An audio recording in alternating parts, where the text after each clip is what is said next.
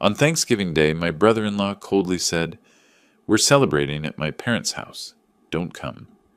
I didn't argue. I just went to an old friend's house where I was greeted with warmth, laughter, and luxury they couldn't even imagine.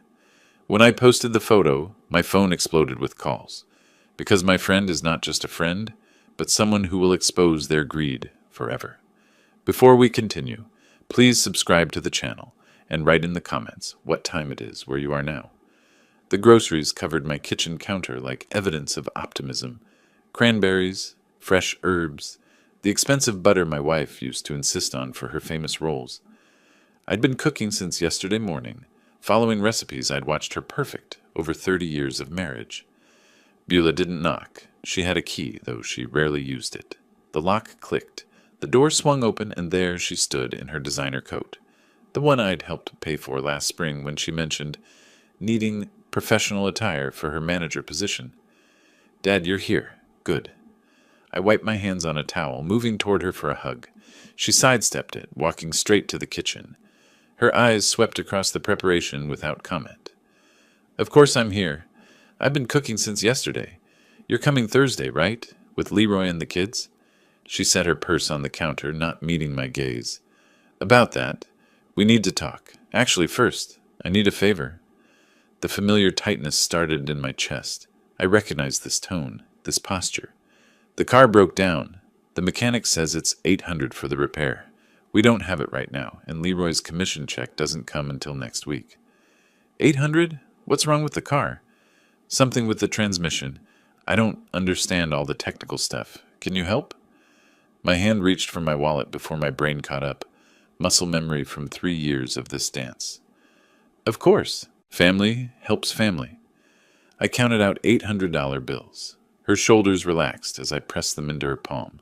She folded them quickly, tucked them into her purse with practiced efficiency. "Thanks, Dad. I really appreciate it." She was gone within 15 minutes. No mention of Thursday, no comment on the food I'd prepared, no hug goodbye.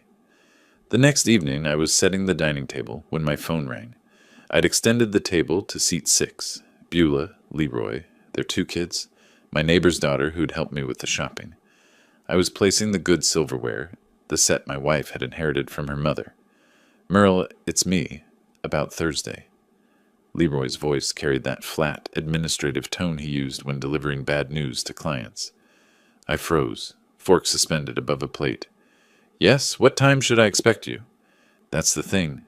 We're celebrating at my parents' house. Don't come. It'll be a small circle, just close family." The fork trembled slightly in my hand. I set it down with careful precision. "I see. My mother already cooked for her guest count. You understand." "I understand." The line went dead.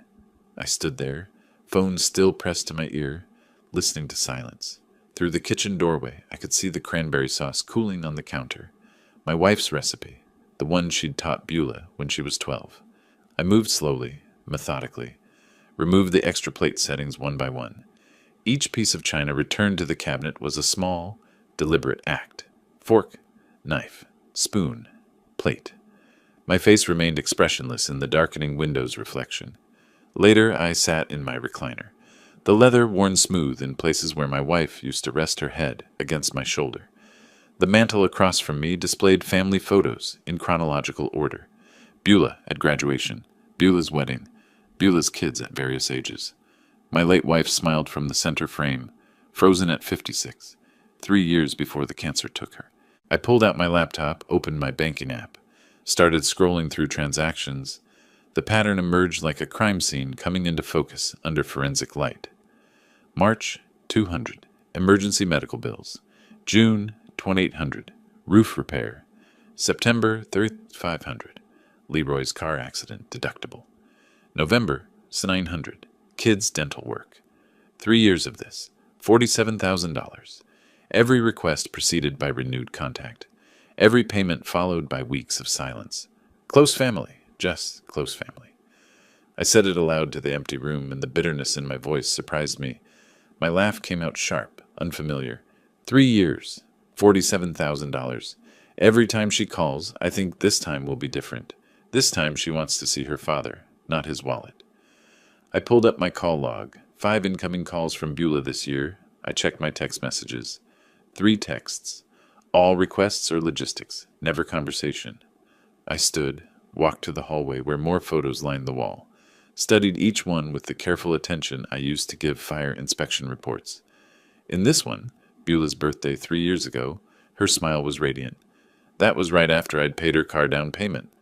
This one from Christmas 2 years ago, taken the week after I'd covered their mortgage payment when Leroy's commission got delayed. In every photo where she looked genuinely happy, there was a recent transaction. In the casual snapshots, family dinners from years ago when my wife was alive, Beulah's expression was different, present, real. I returned to the recliner as midnight approached. The house was too quiet. The food I'd prepared would spoil before I could eat it all. The dining table stood bare in the next room, a monument to rejected hospitality. But something had shifted. The hurt was still there, raw and immediate. Yet underneath it, something harder was forming, something cold and calculating. I'd spent 30 years as a fire captain, analyzing situations, making tactical decisions under pressure. If they only valued money, they needed to understand what they were losing. Not through confrontation. That would only make me look bitter, desperate. No, they needed to see what my life could be without them. What I could do with $47,000 a year when I wasn't pouring it into a bottomless well of ingratitude. The plan wasn't fully formed yet, but as I sat in the darkness, staring at those photos, I felt something I hadn't felt in 3 years. Purpose. Thanksgiving morning found me in the same chair, still wearing yesterday's clothes. I hadn't slept. Dawn crept through the windows, illuminating the dining table in the next room. 6 place settings last night, 0 this morning. The math of abandonment. Coffee went cold in my hand. I'd made it at some point, couldn't remember when. The prepared food sat in the refrigerator, sealed in containers that would never be opened. My wife's cranberry sauce, the herb butter for rolls, all of it pointless now. My phone lay face down on the side table. I'd placed it that way deliberately. Didn't want to see the screen. Didn't want to confirm that Beulah wouldn't call, wouldn't text, wouldn't acknowledge the casual cruelty of yesterday's exclusion. At 9:47, the phone buzzed. I almost let it ring through to voicemail. Didn't recognize the number, but old instinct, 30 years of emergency calls, made me pick up on the 4th ring. Hello? My voice came out rough, unused. Merle Flores? This is Bob Winston. Fire Academy, class of 85.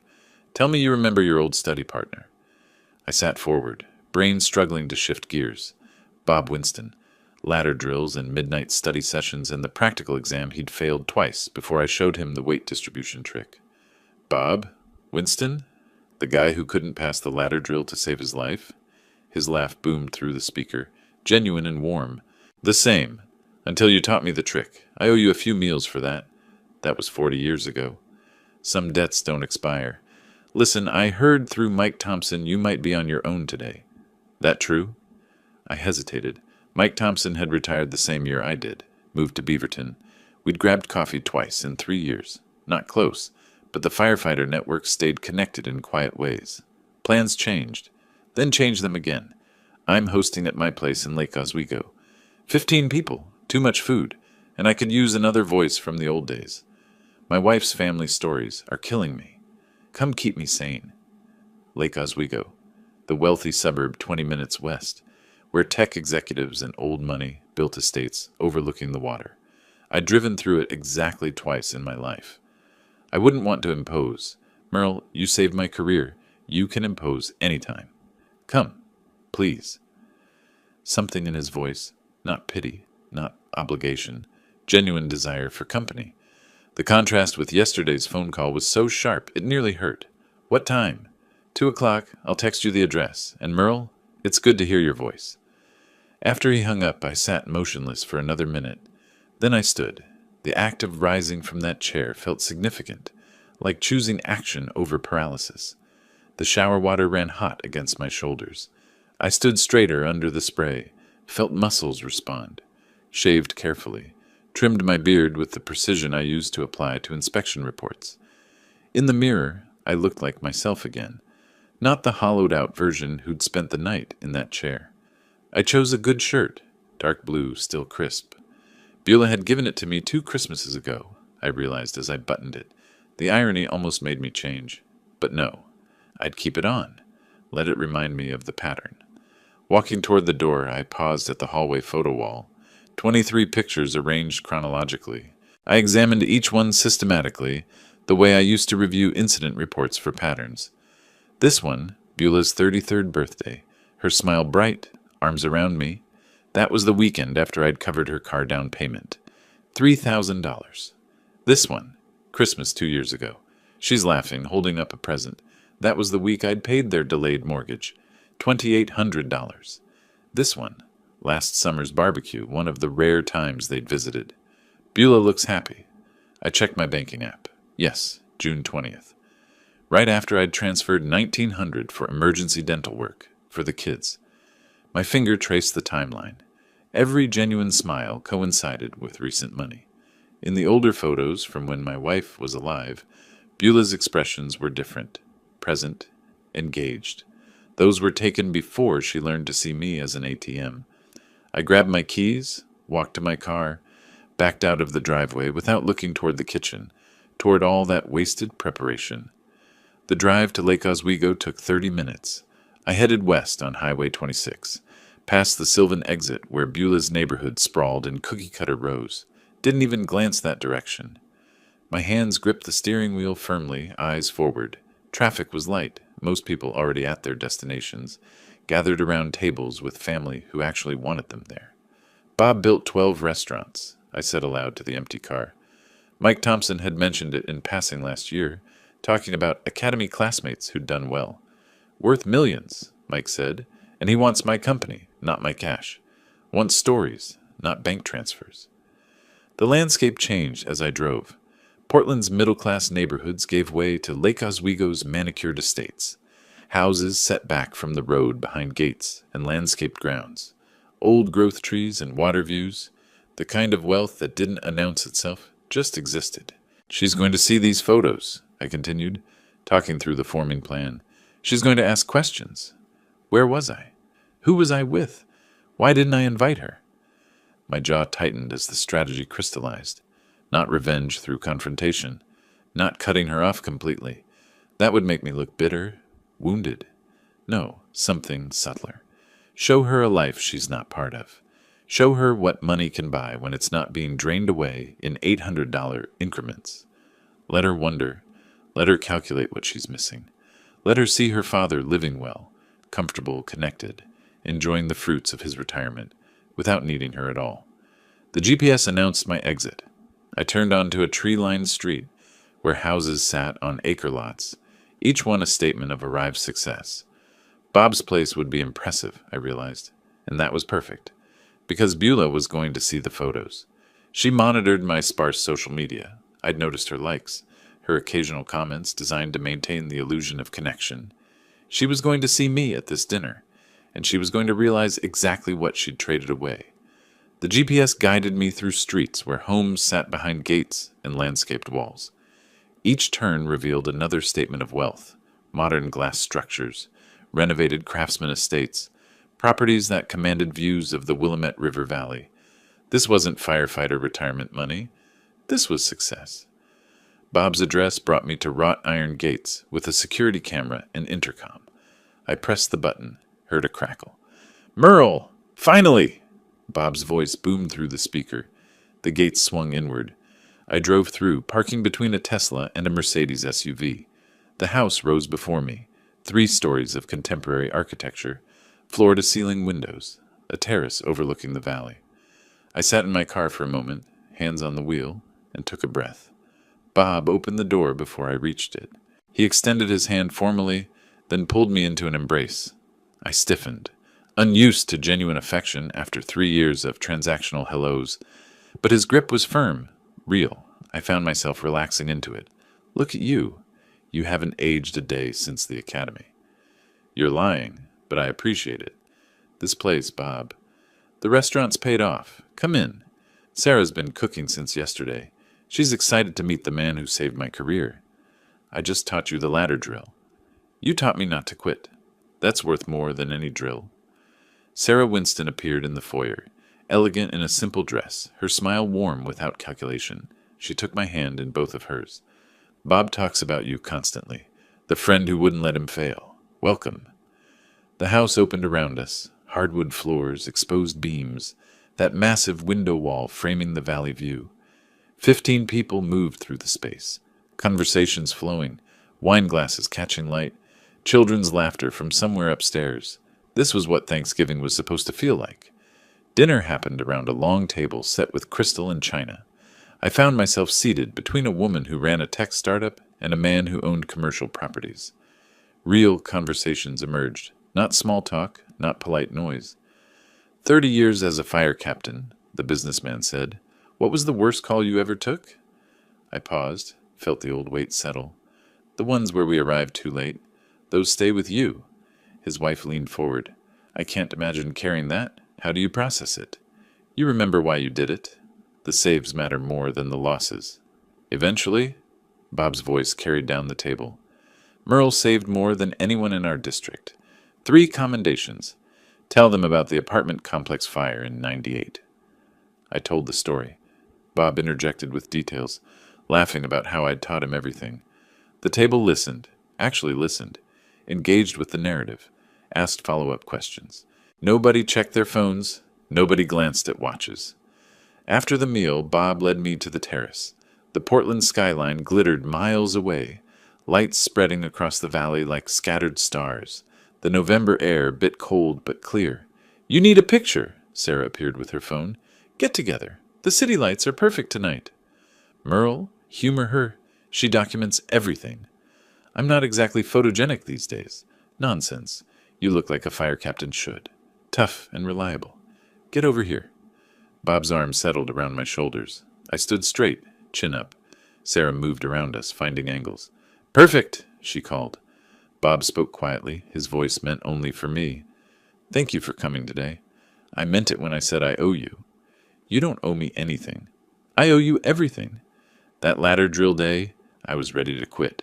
You saw something in me I didn't see in myself. Now look. He gestured at the house, the view, the life he'd built. This exists because you wouldn't let me fail. Home by 9, the quiet wrapped around me differently than it had that morning. I sat in my recliner, pulled out my phone, found the best photos Sarah had taken. Bob and me grinning like academy recruits, the city lights blazing behind us. I opened Facebook, uploaded the image, typed carefully. Thanksgiving with old friends. Thanks, Bob, for reminding me what real family looks like. My finger hovered over post. I read the caption again, thought about Beulah seeing it, about the calculations that would follow. Then I pressed the button. I set the phone face down on the side table, made tea, let it steep while I stared at the dark window, seeing my reflection instead of the street beyond. 20 minutes passed before I picked up the phone again. The screen exploded with notifications. 17 text messages, 3 missed calls, all from Beulah. I scrolled through the messages slowly, watching the progression. Dad? You at someone's house? That place looks expensive. Where is that? Dad, who is Bob Winston? I looked him up. He owns restaurants. Why didn't you tell me you had wealthy friends? This is important. Call me. We need to talk about this. This changes things. I set the phone down, picked up my tea, took a sip. The liquid had gone cold, but I drank it anyway. The phone rang. Beulah. I let it ring 4 times before answering. Finally! Where were you today? I've been trying to reach you. I can see that. 17 messages. That house?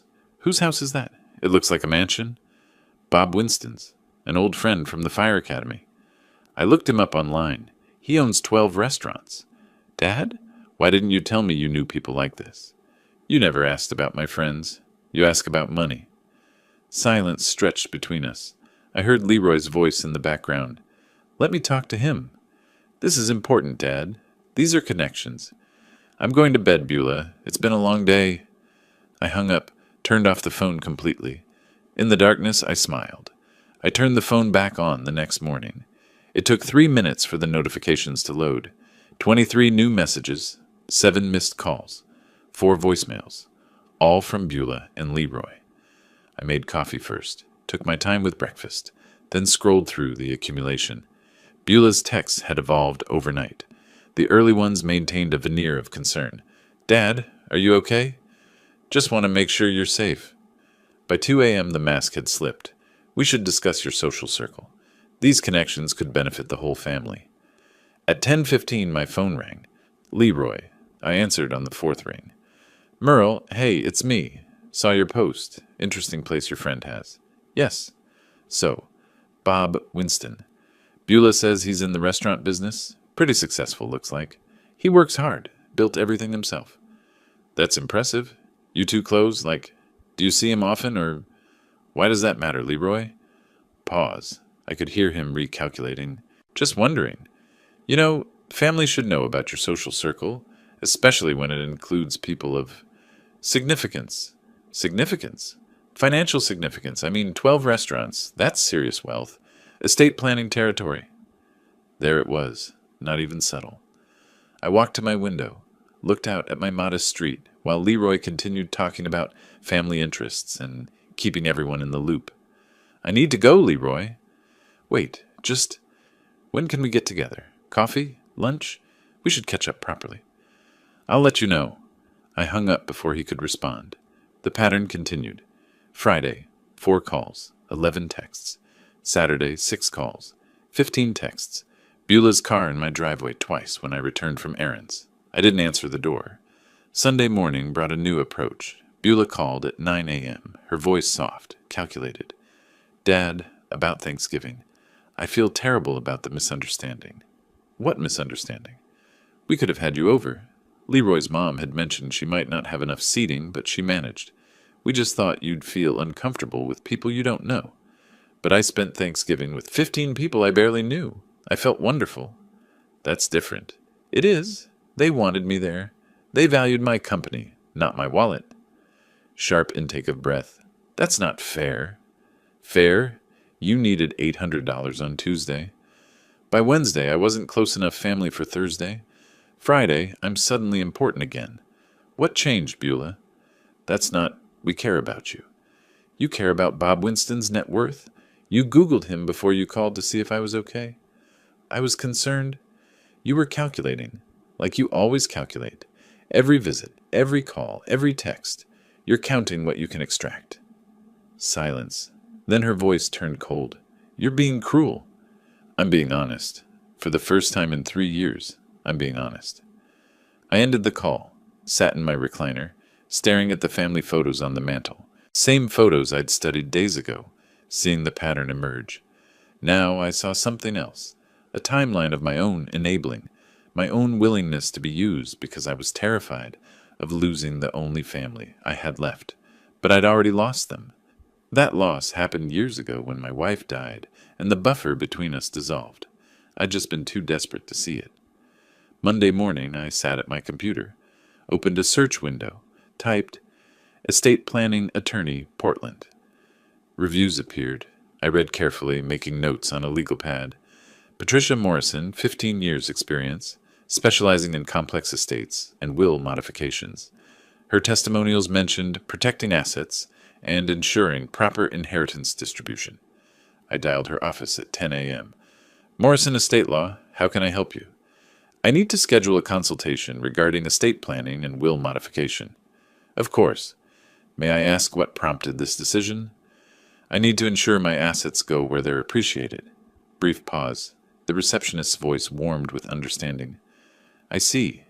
We have an opening tomorrow at 2 p.m. Would that work?" "Perfect. I'll bring all relevant financial documents." "Excellent. Ms. Morrison will look forward to meeting you, Mr. Flores, Merle Flores." After hanging up, I pulled out my filing cabinet.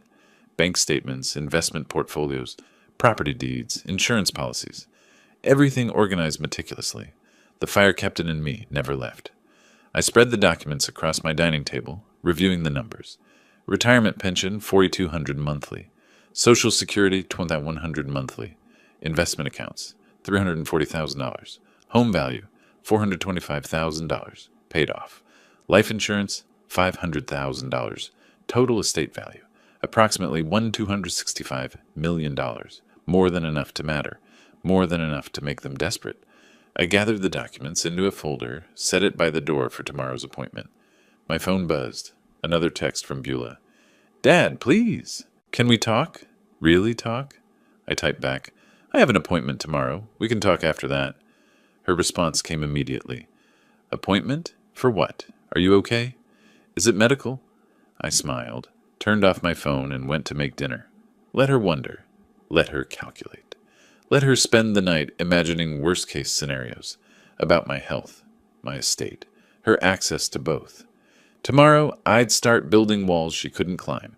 Tomorrow, I'd ensure that the pattern of exploitation ended permanently.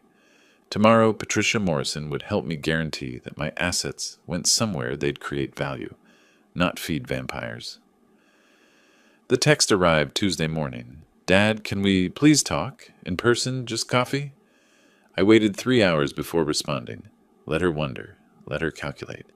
Finally typed back, tomorrow, downtown, Bernie's Coffee, 10 a.m. Her reply came within seconds. Thank you. We'll be there. We. Of course Leroy would come. They operated as a unit when money was involved. Wednesday morning, I arrived at Bernie's 15 minutes early. Chose a corner table with clear sightlines to the entrance, the street, the restrooms. Old habit from fire scenes. Always know your exits. Always maintain awareness. The barista brought my black coffee. I thanked her by name, reading it from her tag. Thanks, Jennifer. Through the window, I watched them park at 10:07. Beulah checked her makeup in the visor mirror. Leroy adjusted his collar, preparing for performance.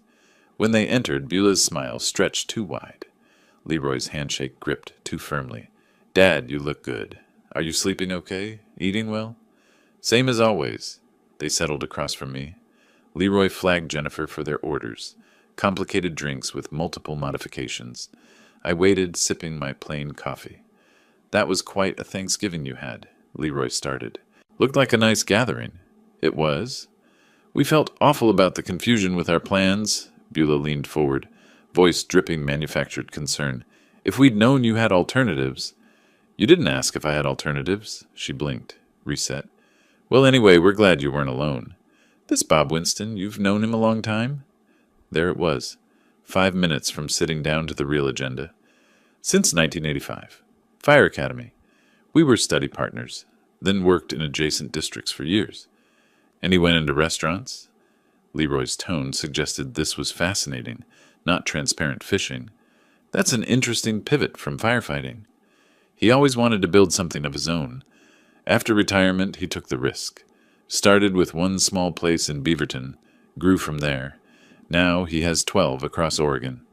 12? Beulah's eyes widened. That's incredible. You must be proud of your friend. I am. He earned everything he has. Their drinks arrived. Beulah barely acknowledged Jennifer, too focused on extracting information. Do you see him often?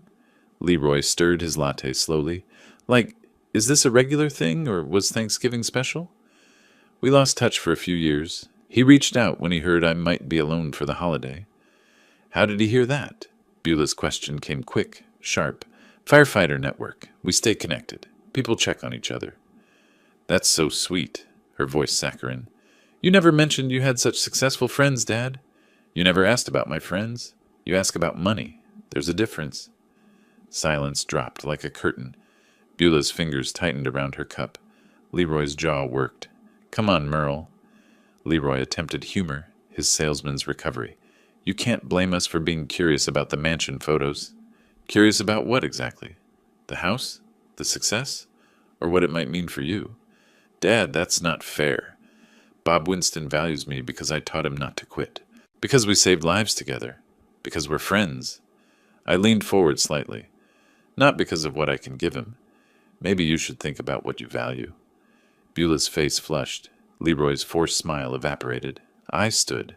Placed exact change on the table for my coffee plus tip. Not a penny more. I need to go. I have an appointment tomorrow that requires preparation. What appointment? Beulah's voice rose slightly. Is everything okay? Everything's fine. I'm handling some personal business. What kind of business? Leroy stood too, blocking my path slightly. I met his eyes, held the gaze until he stepped aside. Personal, as I said. Enjoy your coffee. I walked out into November cold, crossed the street to my car, didn't look back immediately, started the engine, adjusted the mirror, gave myself a reason to glance toward the coffee shop. They sat close together, heads bent in intense conversation. Beulah's phone came out. Leroy gestured emphatically. I could imagine the exchange. Personal business? What does that mean? I don't know, but if he has friends with that kind of money? I pulled into traffic, headed home. Let them calculate. Let them Google Bob's net worth, his properties, his success. Let them wonder what other assets their father might have, what other wealthy friends might be in his circle. Because tomorrow, I'd start building walls they could never breach. Tomorrow, I'd ensure their greed met a locked door with no key. The appointment with Patricia Morrison wasn't just about protecting my money. It was about reclaiming agency. They'd spent 3 years treating me like a resource to be mined. Tomorrow, I'd become granite. Back home, I laid out the documents again. Bank statements, text message screenshots, social media posts. The evidence of systematic exploitation. 3 years of emergencies that were never emergencies, just sophisticated theft dressed as family need. I'd present this to Patricia not as complaints, but as facts.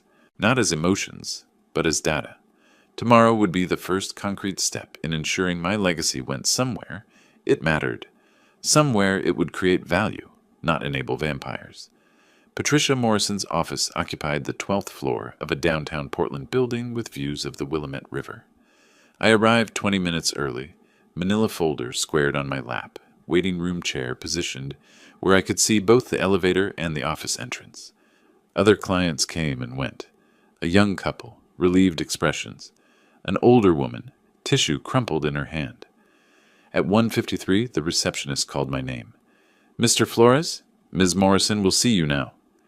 Patricia's office was professional warmth. Law books lining shelves, framed Oregon bar certificate, family photos showing her with adult children.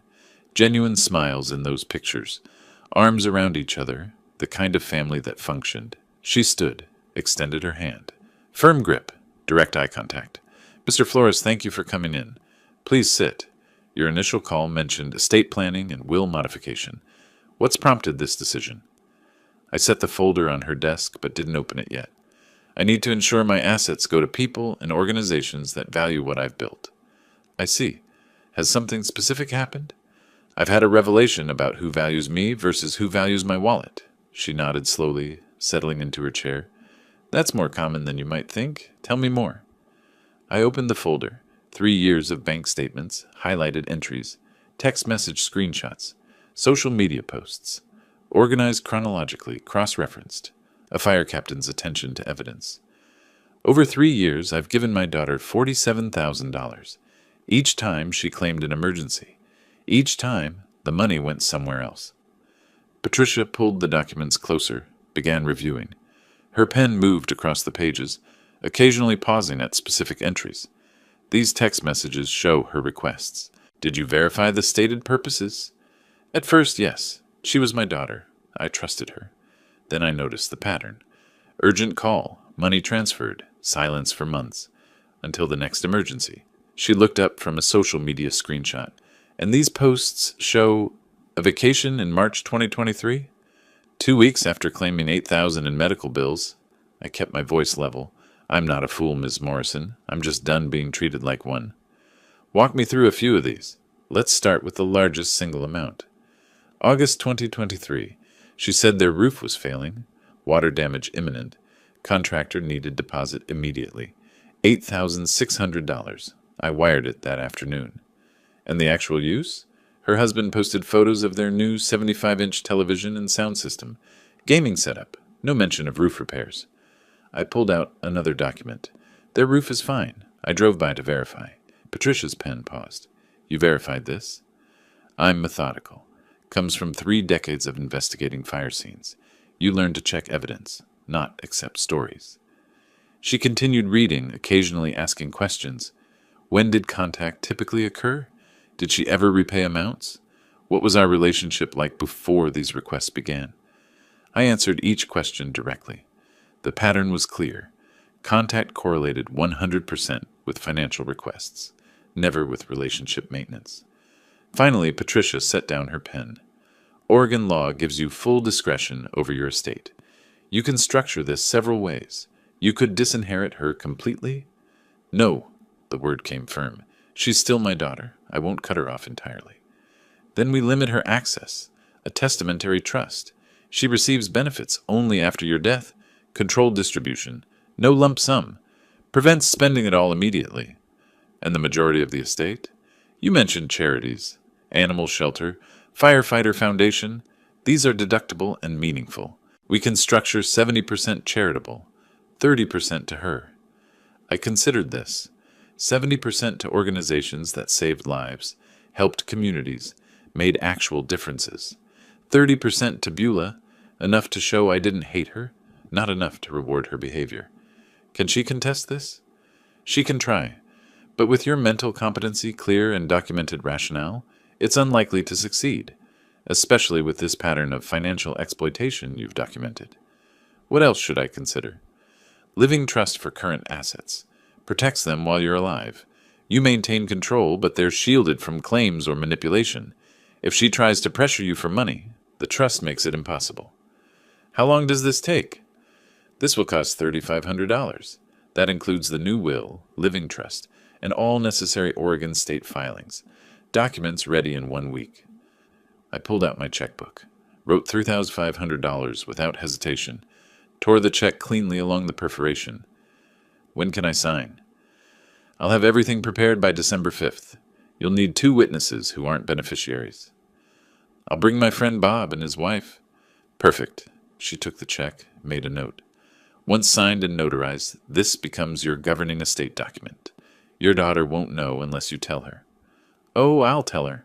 I stood, gathering my documents. When the time is right. We shook hands. Patricia walked me to the door. Mr. Flores, you're doing the right thing. Protecting what you built isn't selfish, it's wise. Outside, the afternoon sun cut through downtown buildings. I walked to my car feeling lighter than I had in weeks. Not vindictive, not angry, just clear. For 3 years I'd operated from fear. Fear of losing my only family. Fear of dying alone. Fear that saying no would push them away permanently. But they'd already pushed themselves away. They'd reduced our relationship to transactions. Made me a resource instead of a father. Now I was taking control back. Not through confrontation or cutting them off, but through legal protection and strategic distribution of my legacy. 70% would go where it mattered. 30% would be enough. December 5th couldn't come fast enough. The next 3 days passed quietly.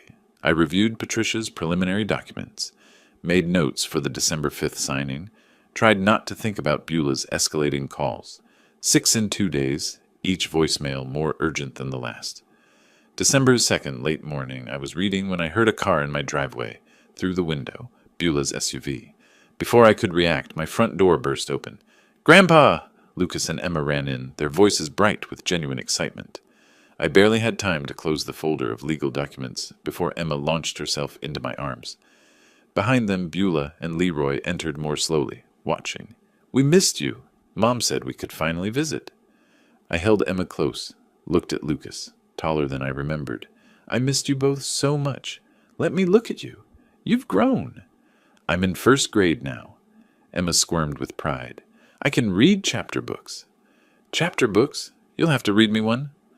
Beulah stood near the kitchen doorway, not sitting. "They've been asking about you constantly." I met her eyes over Emma's head. "Then why has it been 4 months?" She didn't answer.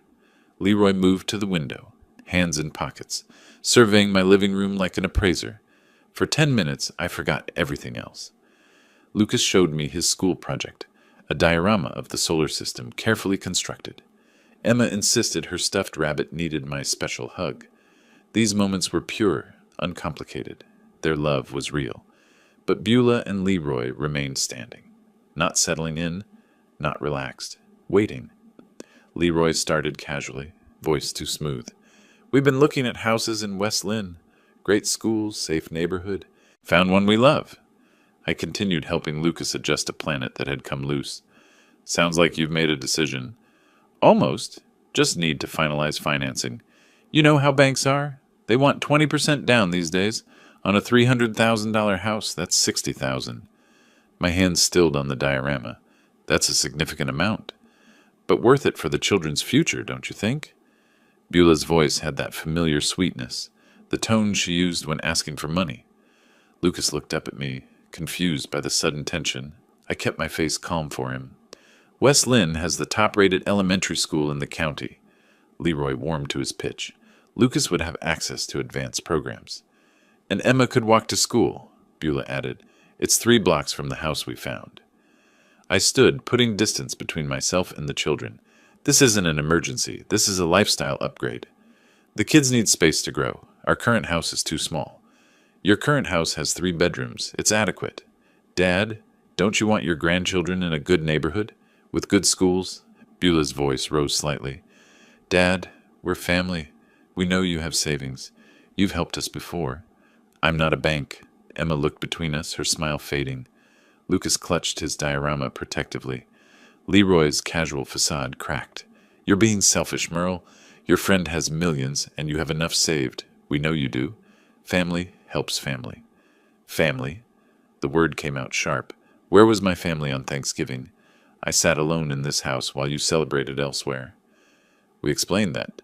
You explained nothing. You excluded me. Then you saw photos of Bob's house and suddenly remembered I'm family. That's not fair. We're asking for help for your grandchildren. No. You're using my grandchildren to manipulate me. There's a difference. Emma started crying. The sound cut through me like broken glass. Beulah swept both children toward the door, her face tight with fury. Come on, kids. Grandpa needs time to think about what's important. I know exactly what's important, and I know what isn't. Leroy stepped close, voice dropping to a threat. Don't expect us to keep bringing the kids around if you're going to reject your own family. You mean don't expect you to use them as leverage. Understood. Dad, you're making a mistake. The only mistake was thinking you'd change. Emma twisted in Beulah's arms, reaching for me. Grandpa? Why are we leaving? I couldn't answer. Watched them rush to the car. Emma dropped her stuffed rabbit on the walkway. I picked it up, walked to the car before they pulled away, handed it through the window to her. Our eyes met.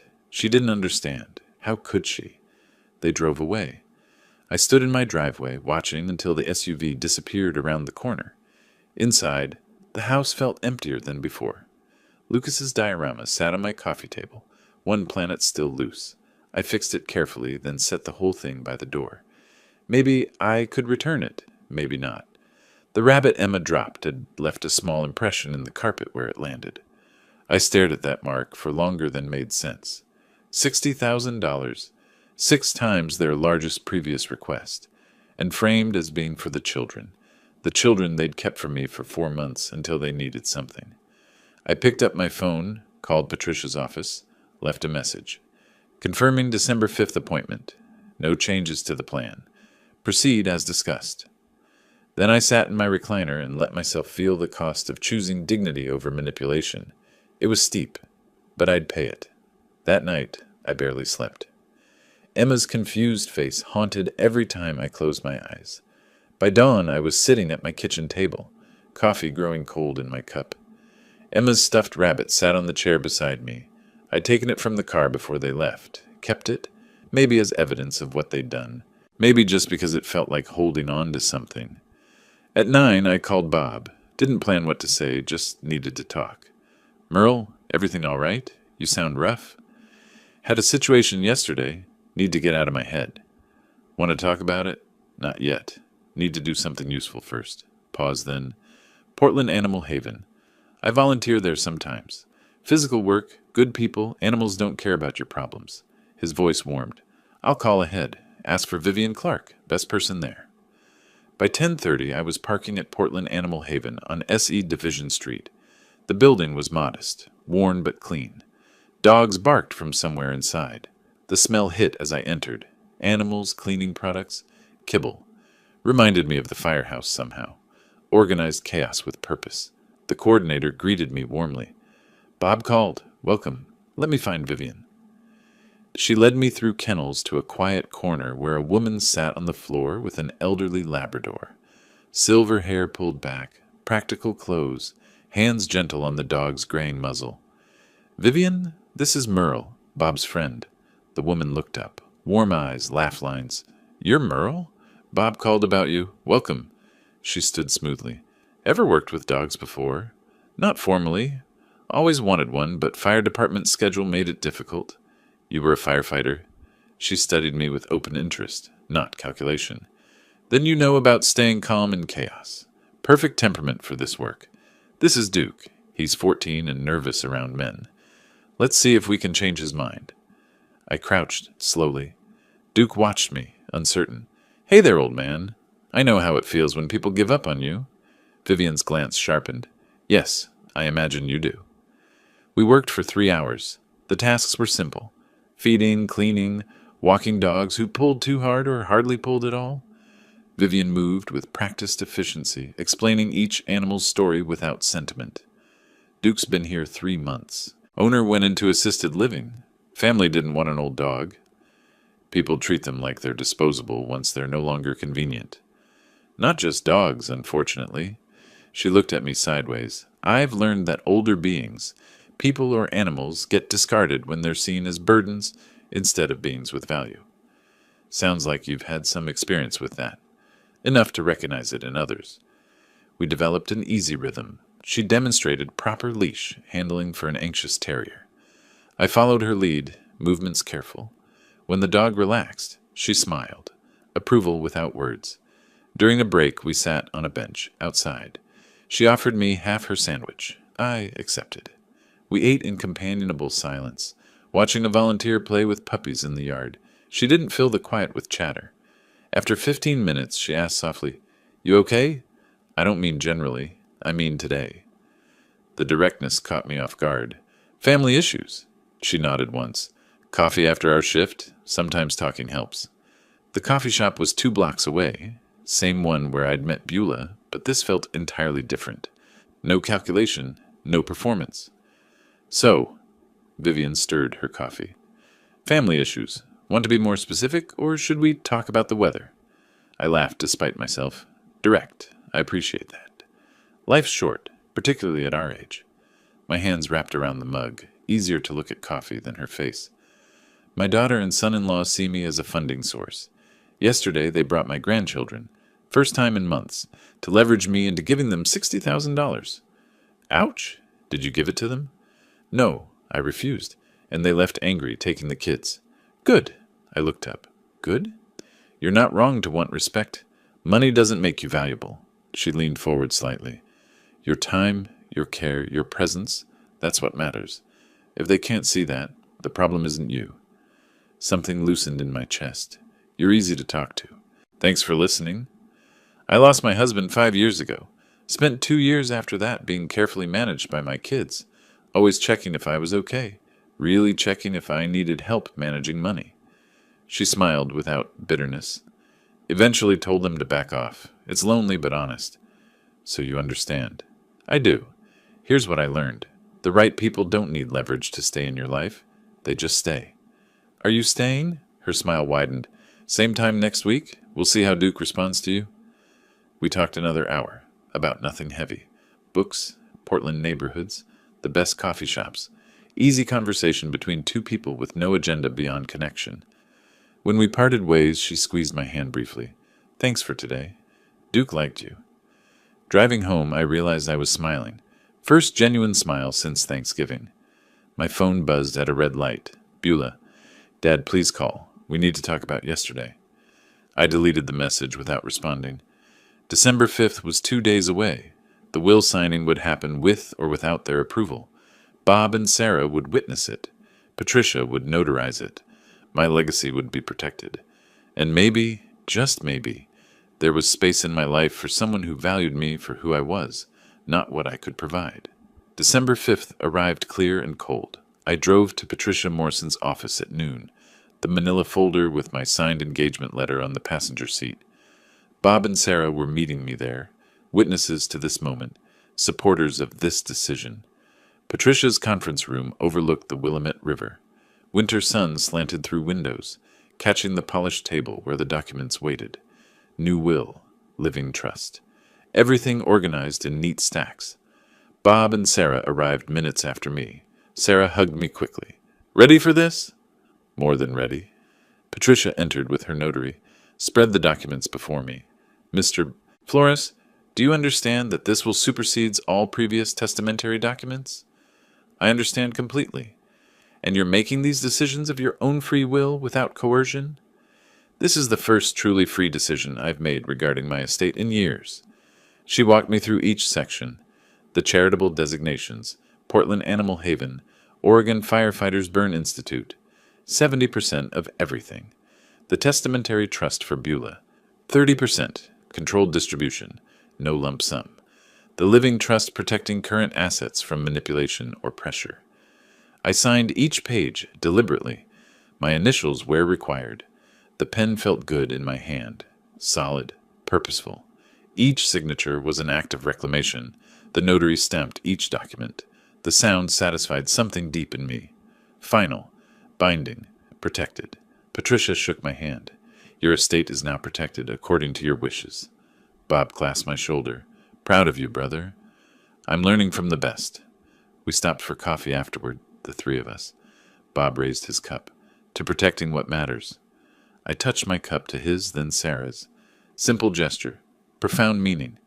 How do you feel? Sarah asked gently. I considered. Like I just put out a fire that's been burning for 3 years. That evening I called Beulah. Kept my voice steady, neutral. I need to speak with you and Leroy tomorrow morning. 10 o'clock, my house. It's important. What's this about, Dad? Is everything okay? Everything's fine. I've made some decisions about my estate that you need to know about. Your estate? Dad, what are you talking about? Tomorrow, face to face. It's not a conversation for the phone. She tried pressing. I deflected. Eventually, she agreed. December 6th morning, I arranged the living room deliberately. 2 chairs facing mine, distance established. 2 manila folders on the coffee table, copies of the new estate documents. Coffee made but not offered. They arrived at 10 sharp. Unusual punctuality, suggesting anxiety. Dad. Beulah's smile was uncertain. Leroy nodded, hands in pockets, eyes scanning my living room like he was appraising it. Sit, please. I gestured to the chairs. I've made changes to my will. You need to understand what they mean. I slid the folders across the coffee table. Measured movement, controlled. Open them. Read page 3, section 2. Beulah opened hers first. I watched comprehension dawn. Her hand trembled slightly, turning pages. I've revised my will.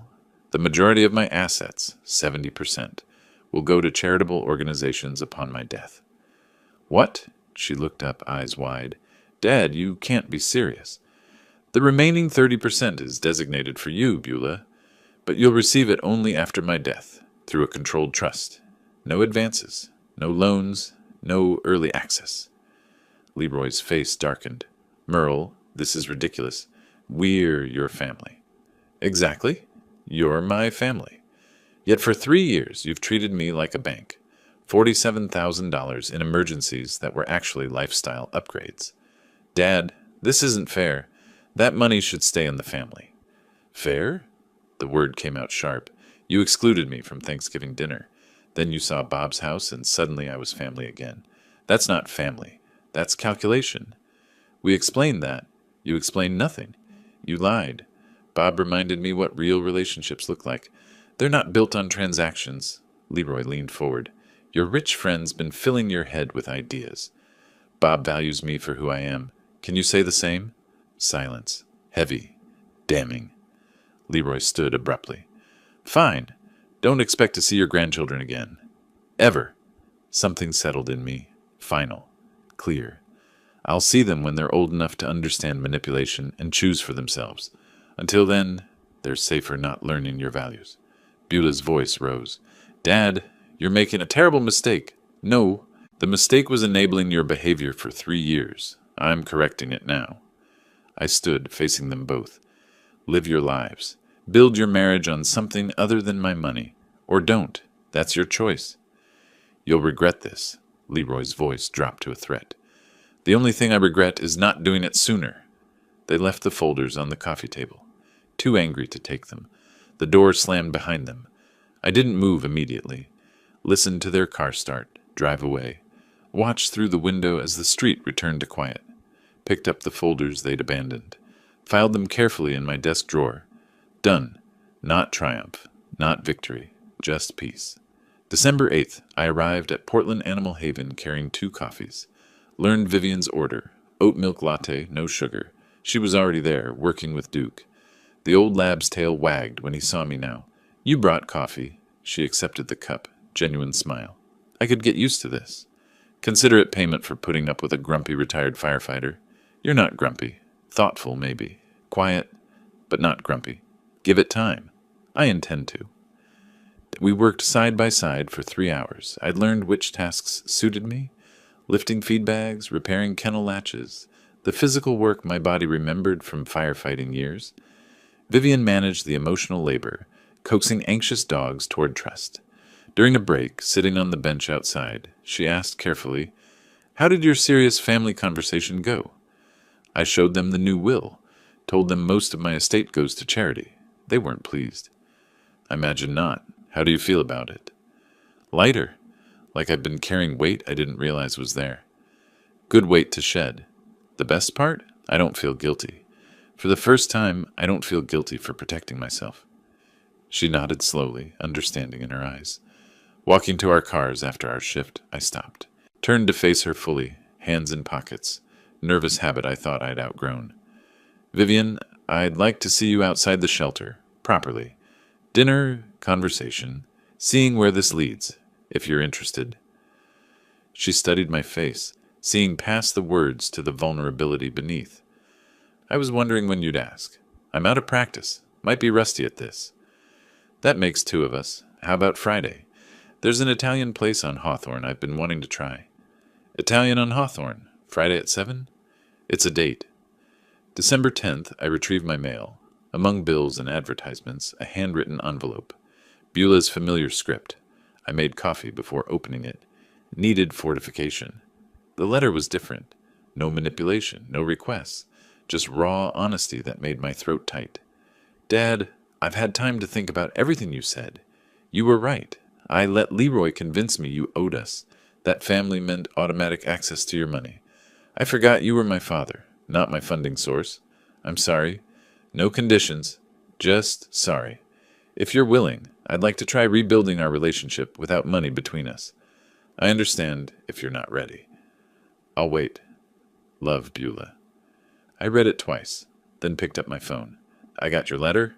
Her voice shook. Dad, I didn't know if you'd call. I almost didn't, but I read it twice. You took responsibility. That's new. I've had time to think about what you said, about how I've treated you. You were right. I'm willing to try rebuilding, but on new terms. Respect, not obligation. Relationship, not transaction. Yes, whatever it takes. I want my father back, not my bank, my father. Then let's start there. Small steps. Coffee next week? I'd like that. Her voice caught. Thank you for giving me another chance. After we hung up, I sat with the letter for a long moment. Hope and caution balanced carefully. She'd have to prove the change was real, but I was willing to let her try. That evening, Bob called. Christmas dinner at our place, December 25th. Bring Vivian. Sarah wants to meet her. You sure? Merle, you're family, the kind that matters. And if Vivian makes you smile like you did at Thanksgiving, she's family too. Friday came. Dinner with Vivian at the Italian place. Checked tablecloths, good wine, easy conversation. We talked about books, Portland neighborhoods, our adult children's complicated lives, laughed at shared observations about aging, about starting over at 60-something. She told me about her late husband. I told her about my wife. We spoke of them with love, without dwelling. They'd want us to move forward. Walking her to her car, I asked, "Would you come to Christmas dinner at Bob's house?" Meeting the friends already, but her eyes were warm. They're good people. I'd like you to know them. Then yes, I'd like that. The shelter approved my application to adopt Duke. December 15th, I brought him home. 13-year-old dog nobody else wanted. He settled into my house like he'd always belonged there. December 8th evening, that night after asking Vivian to dinner, we'd sat on my back porch. She'd come over after the shelter for coffee. Duke lay between us, content. Winter sunset painted the sky orange, then purple, over Portland's skyline. City lights began appearing as daylight faded. I spent weeks thinking I was getting revenge, I said quietly. What was it then? Remembering my worth. I thought, if I gave enough, did enough, I'd earn their love. But it doesn't work that way. No, it doesn't. Some people will only ever value what you can give them. Money, things, access. But the right people? They pay with something better. Attention, presence, time. She squeezed my hand. And which kind am I? I looked at her, silver hair catching the last light, warm eyes meeting mine without calculation or agenda. The right kind. Definitely the right kind. Duke's head rested on my foot. Vivian's shoulder touched mine. The December cold bit gently, but I felt warm. This wasn't the ending I'd imagined when Leroy's call excluded me from Thanksgiving, but it was better than anything I could have planned. Not revenge, not triumph, just peace. And the knowledge that I'd finally learned the difference between being used and being valued. The right people pay with attention, and I'd found my people at last. If you like this story, please like this video, subscribe to the channel, and share your impressions of this story in the comments. To listen to the next story, click on the box on the left. Thank you for watching.